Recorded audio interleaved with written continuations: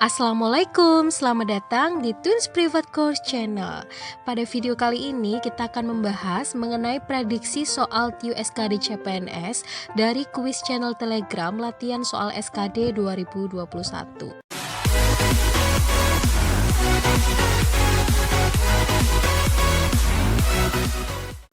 Langsung saja kita bahas contoh soal yang pertama.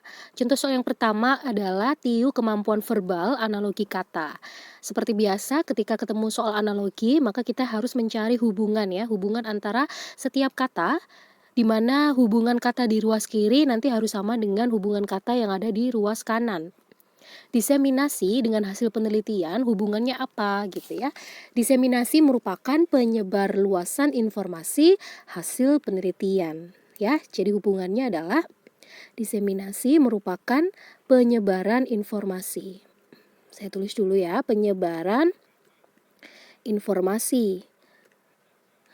Hasil penelitian. Maka jawabannya yang mana antara A sampai E? Kita cocokkan saja ya. Publikasi merupakan penyebaran informasi tentang anggaran. Belum tepat ya.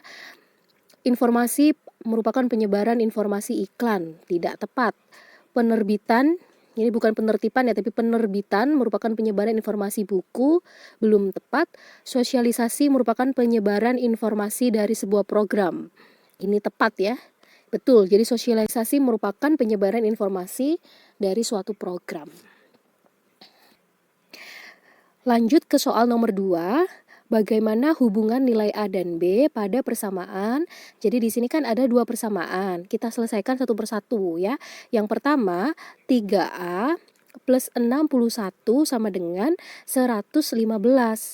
3A sama dengan 115, 61 kan pindah ruas. Jadi pengurangan. 3A sama dengan ini dikurangi, hasilnya 54. Maka A sama dengan 54 dibagi 3. A sama dengan 18 ya, nilai A-nya sudah diketahui. Lanjut kita mencari nilai B dengan menggunakan persamaan kedua. 2B kuadrat plus 16 sama dengan 88. 2B kuadrat sama dengan 16 pindah ruas jadi pengurangan ya. 2B kuadrat sama dengan 72. B kuadrat sama dengan 72 per 2. B kuadrat itu 36, maka B adalah akar dari 36. Akar 36 yaitu 6. Nah, B-nya udah ketemu, A-nya juga sudah ketemu, tinggal mencari hubungan antara A dan B ya. Kita bandingkan saja, misalnya A dibanding B sama dengan 18 dibagi 6. Kita kecilkan ya, masing-masing dibagi 6, hasilnya kan 3 banding 1 ya. Jadi A itu merupakan 3 kali B, atau kalau misal dibalik, B itu merupakan sepertiga kalinya A. Ya, jadi jawabannya yang mana nih yang paling tepat? Yaitu yang D, B sama dengan sepertiga dari A. Lanjut nomor 3. Nomor 3 merupakan aritmatika sosial tentang bunga simpanan di bank. Natalia memiliki simpanan di bank sebesar 530.000. Tentukan jumlah uang Natalia 3 tahun mendatang jika ia mendapatkan bunga sebesar 6% per tahun.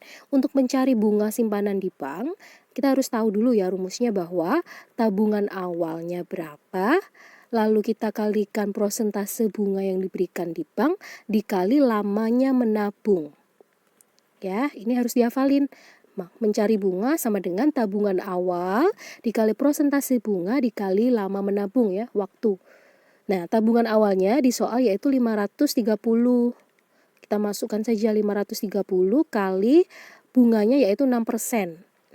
Nah, dalam waktu berapa tahun? Ternyata menabungnya sama dengan 3 tahun. Langsung saja masuk 3 ya. Nggak perlu per 12.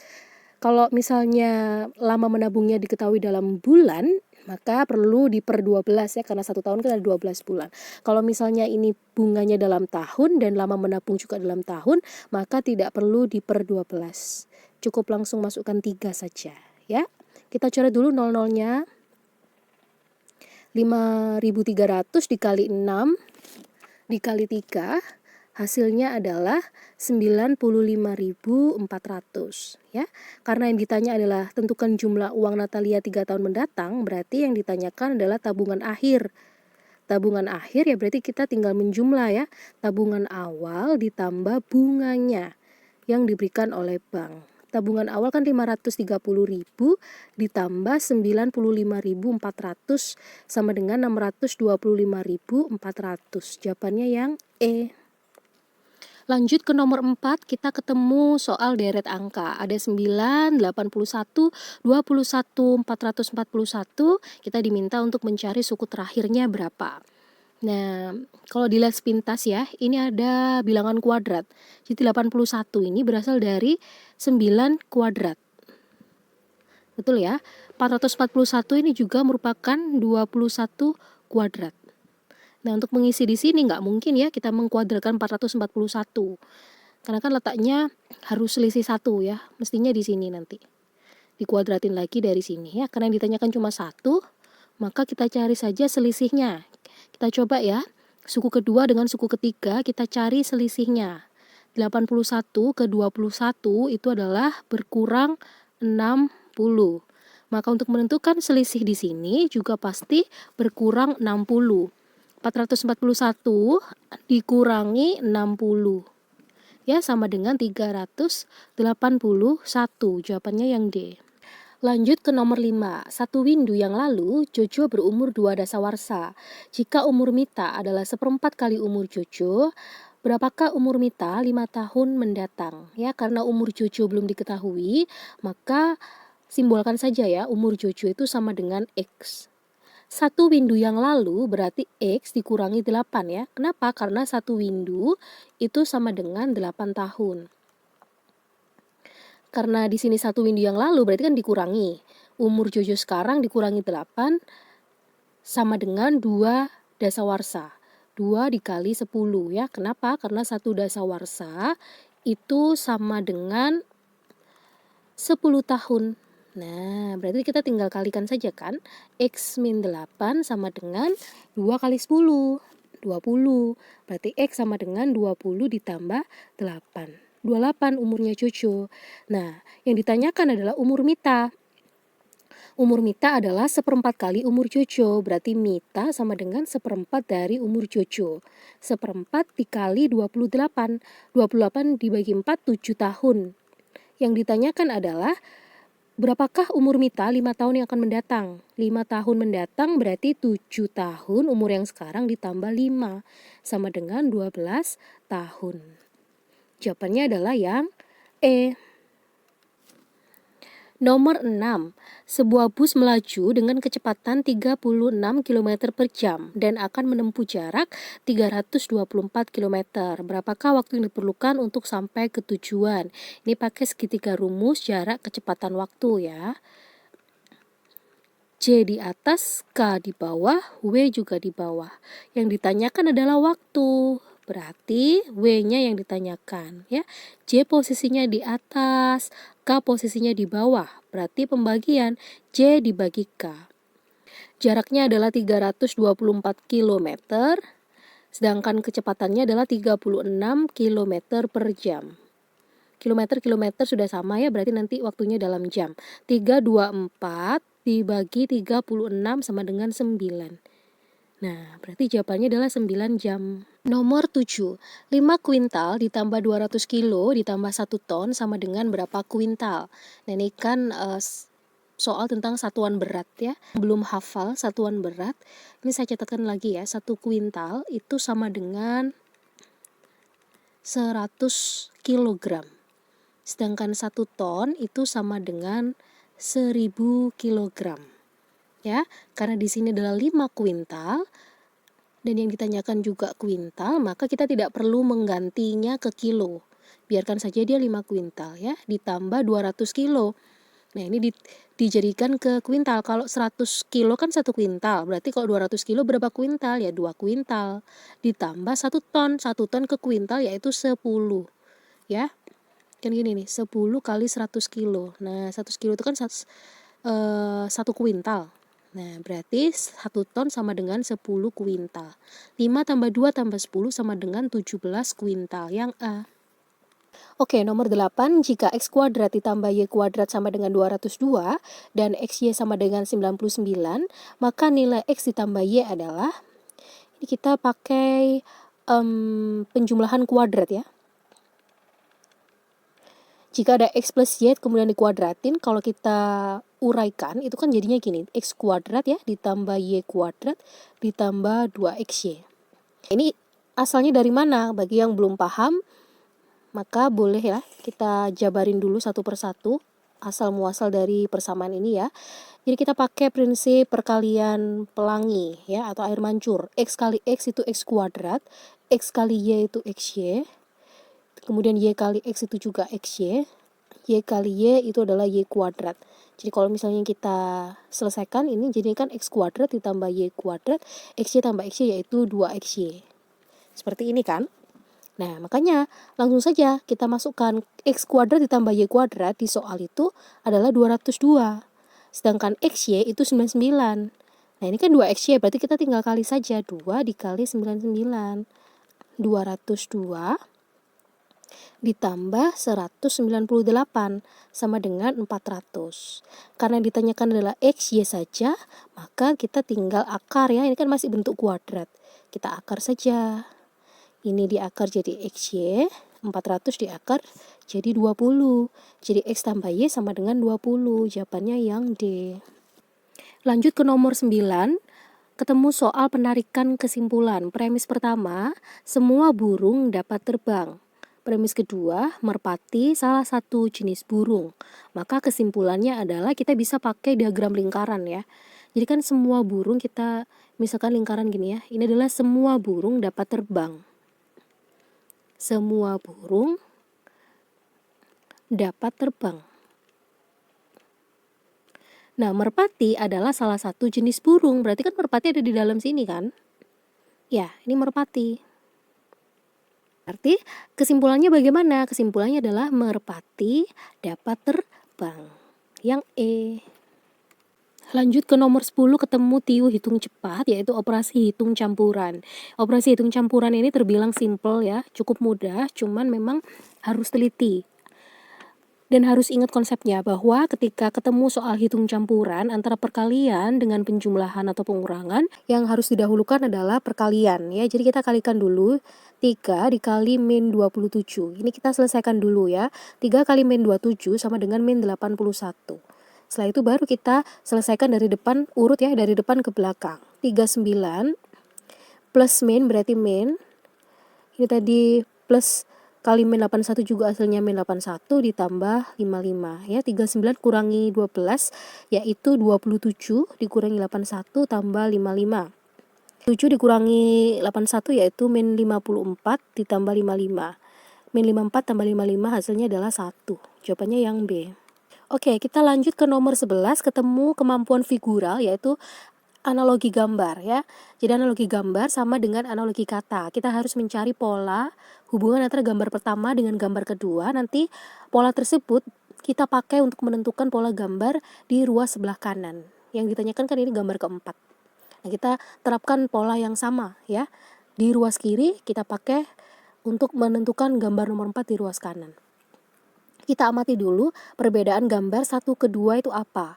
Di sini kan ada sama-sama ada bangun segi 4 ya. Yang satu hitam, kemudian ke gambar nomor 2 berubah menjadi putih. Berarti kalau di sini putih, untuk mengisi gambar nomor 4 berubah menjadi hitam. Nah, dari A, B, C, D, E mana yang segitiganya warna hitam, yaitu B dan D. Gitu ya. Kemudian yang tengah, ada bangun yang tengah ini kan tidak berubah sama sekali ya. Gambar 1 ke gambar 2 itu tetap sama. Ya, gambar yang tengah ini tidak terjadi perubahan sama sekali, berarti yang di sini juga sama. Ini akan digambar ulang di nomor 4 tanpa adanya perubahan. Kalau ini kan berubah. Ya. Ini kan hitam, ini putih, jelas D salah. Jadi pilihannya sisa B. Ya sudah, jawabannya adalah yang B. Oke, lanjut ke nomor 12. Kita ketemu soal penalaran analitis ya. Kita langsung saja baca di soalnya. Kita langsung saja baca soalnya ya. Setelah itu baru kita amati pernyataan demi pernyataan yang sudah diberikan di soal. Siapakah di antara mereka yang paling jujur? Yang dicari adalah yang paling jujur. Ya, kita ke pernyataan terakhir. D lebih jujur daripada H dan K.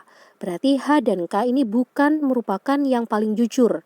Betul ya? Yang ditanyakan kan paling jujur. Karena dia lebih jujur dari H dan K, berarti H dan K bukan orang yang paling jujur. Langsung kita eliminasi jawaban di soal. Kalau ada H sama K langsung kita coret. Pilihannya sisa I, D, M. I sama jujurnya dengan K. Ya, karena K dicoret berarti I juga dicoret karena I sama dengan K.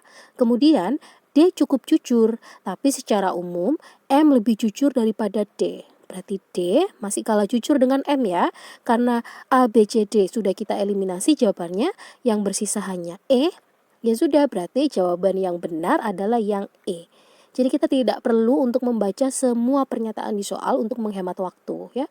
Kita harus pilih pernyataan yang benar-benar bisa langsung kita pastikan secara pasti.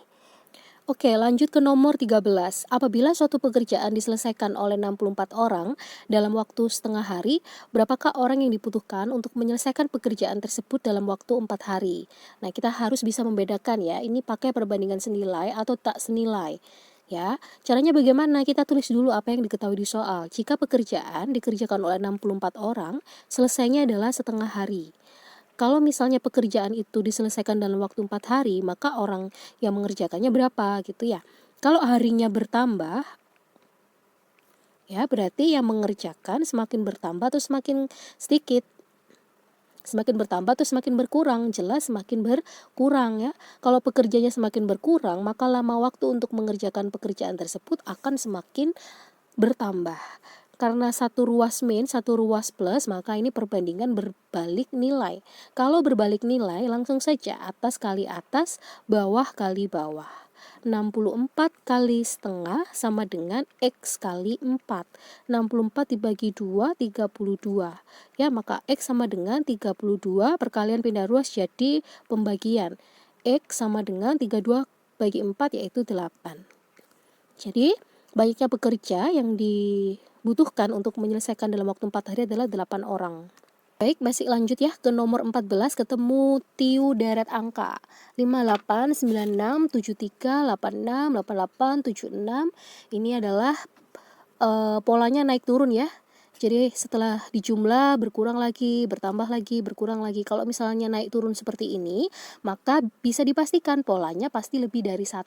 Kalau polanya lebih dari 1, langsung saja kita uji pola melompat ya. Jadi 58 lompat ke 73. Ini kan bertambah. Bertambah berapa? 58 ke 73, yaitu bertambah 15. Lanjut lompat lagi, 73 ke 88 juga bertambah 15. Berarti untuk menentukan suku selanjutnya juga ditambah 15. 88 ditambah 15 yaitu sama dengan 103. Nah, mana nih yang 103? Ternyata hanya D. Ya sudah, jawabannya D. Tanpa perlu menguji yang lain ya. Tapi kalau misalnya mau menentukan secara pasti ya boleh-boleh saja kita lanjutkan ya. Gantian yang ini. 96 ke 86 itu berkurang 10. 86 ke 76 berkurang 10. 76 untuk ke selanjutnya juga harus berkurang 10. 76 dikurangi 10 sama dengan 66. Tepat ya, yang jawaban D adalah 103 dan 66. Lanjut ke nomor 15. Fandi membeli satu kodi barang dengan harga 1.250.000. Jika Aula ingin membeli 2 lusin barang yang sama, berapakah uang yang harus dibayarkan? Jadi Fandi membeli satu kodi. Satu kodi itu berapa buah? Satu kodi sama dengan 20 buah. Ya, sedangkan satu lusin itu sama dengan 12 buah. Fandi membeli satu kodi, berarti dia membeli 20 buah, itu seharga 1.250.000. Sedangkan Aula membeli 2 lusin. Kalau satu lusin 12, maka 2 lusin sama dengan ya 2 kali 12 ya, yaitu 24. Uangnya berapa gitu ya. Kalau barangnya semakin banyak, maka harganya semakin mahal atau semakin murah? Jelas semakin mahal ya. Karena dua ruas sama-sama bertambah, maka ini disebut perbandingan senilai.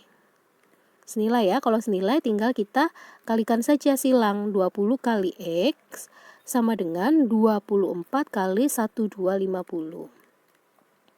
Kita coret nolnya di sini ya. 24 dibagi 2 yaitu 12. Maka X sama dengan 12 dikali 12.000, 125.000 ya ini ya. Nolnya 3. Jadi 12 dikali 125.000 sama dengan 1.500.000 rupiah. Jawabannya yang C. Lanjut ke nomor 16, kita ketemu soal ketidaksamaan ya, kemampuan figural ketidaksamaan. Disajikan gambar A sampai E, kita diminta untuk mencari satu gambar yang paling beda di antara gambar yang lain. Kira-kira jawabannya yang mana ini? Kalau dilihat sekilas ya, ini udah langsung pasti jawabannya adalah yang B. Kenapa? Karena di sini kan ada tiga bangun ya, lingkaran, persegi sama segitiga. Bangun A, C, D, E, ketiga bangun tersebut hanya saling bersinggungan ya, cuma menempel sisi-sisinya saja. Sedangkan yang B itu memotong, beririsan. Ya, jadi bangun lingkaran itu memotong bangun persegi. Sedangkan yang lain tuh hanya menempel pada sisi-sisi luarnya saja, gitu ya. Jadi yang paling beda di antara A sampai E adalah yang B. Kita lanjut ke nomor 17, ketemu soal analogi kata lagi, di mana di sini terdiri dari 3 kata. Kalau soal sebelumnya kan terdiri dari 2 kata, ruas kiri 2, ruas kanan 2. Yang sekarang ruas kiri 3, ruas kanan juga 3. Dengan cara yang sama, cari hubungan antara setiap kata terlebih dahulu. Cacing kulit tanah. Hubungan apa? Kira-kira yang bisa menghubungkan antara kata pertama, 2, dan 3. Cacing itu bernafas dengan kulit. Betul ya? Dan hidup di tanah. Nah, dengan hubungan yang sama kita terapkan ya di A sampai E. Orang tua bernafas dengan anak, berarti ini salah. Ikan bernafas dengan insang, hidup di laut. Ini betul, jawabannya adalah yang B.